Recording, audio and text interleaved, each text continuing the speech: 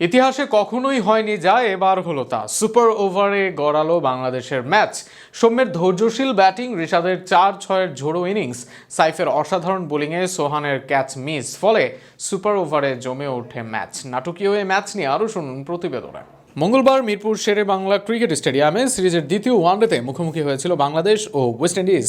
বাংলাদেশ সময় দুপুর 1:30টায় টস জিতে ব্যাটিংয়ের সিদ্ধান্ত নিয়েছিলেন টাইগার অধিনায়ক মেহেদী হাসান মিরাজ। প্রথমে ব্যাট করতে নেমে বাংলাদেশ ইনিংসের শুরুটা ছিল ধীরগতির।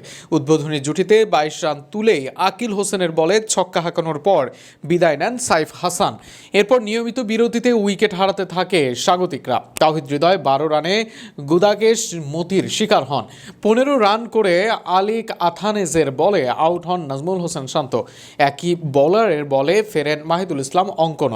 সৌম্য সরকার কিছুটা প্রতিরোধ গড়লেও বড় ইনিংস খেলতে পারেননি। 89 বলে 3টি 4 ও একটি ছক্কায় 45 রান করে আকিলের বলে ফেরেন তিনি। ইনিংসের শেষ দিকে নাসুম আহমেদ 14 ও নুরুল হাসান 23 রান করে মতির শিকার হন।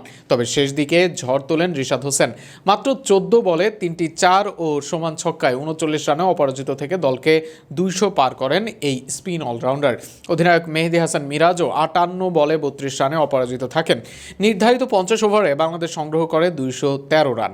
214 রানের লক্ষ্য তাড়া করতে নেমে ইনিংসের শুরুতেই ধাক্কা খায় ক্যারিবিয়ানরা। নাসুম আহমেদ প্রথম ওভারেই ব্রেন্ডন কিংকে 0 রানে এলবিডব্লিউ করেন।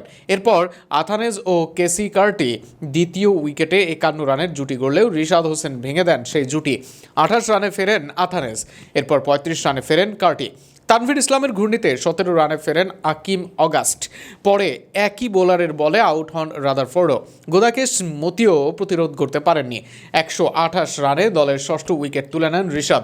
ইনিংসের শেষ দিকে নাসুম আহমেদ দেন সপ্তম উইকেট। শেষমেশ শাই হোপের দুর্দান্ত ব্যাটে জয়ের কাছে চলে যায় ওয়েস্ট ইন্ডিজ, কিন্তু ঠিকই সাইফ হাসানের দুর্দান্ত বোলিংয়ে শেষমেশ রেজাল্ট নির্ণয় হয় সুপার ওভারে, যদিও 11 রানের টার্গেটে হারতে হয় বাংলাদেশকে।